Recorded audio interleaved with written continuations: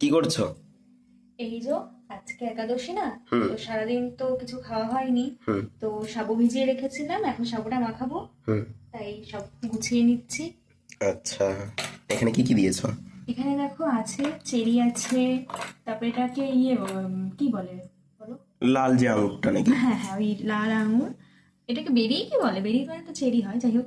Apple আছে, আর এই যে এখানে খেজুর নিয়েছি, আর এই যে কলা আছে, আর এই যে সাবুটা ভেজানো আছে। সবটাকে মাখিয়ে খাবো। কলা আর চিনি দিয়ে সাবুটাকে মাখিয়ে নিয়েছি। এরপর এর মধ্যে আমি দুধ দিয়ে দেব। তো আচ্ছা, যেহেতু একাদশী, মানে আগুনের জিনিস কিছু খাচ্ছি না, তাই লিকুইড দুধটা আমি নিইনি। গরম করে নিতে হবে, গরম করে না নিলে ভালোও লাগে না। ওর জন্য এই যে গুঁড়ো দুধ নিয়েছি, তো গুঁড়ো দুধ দিয়ে দেবো।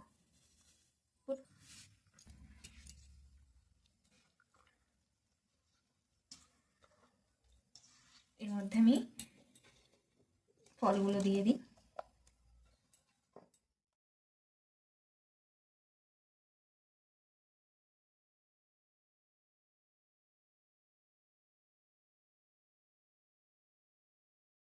দেখো সবকিছু দিয়ে হয়ে গেছে, আমার সাবুটা রেডি। এবার খাওয়া হবে। এবার সবটা গুলোকে আমি ভালো করে একটু মিক্স করে নেবো সাবুটার সাথে।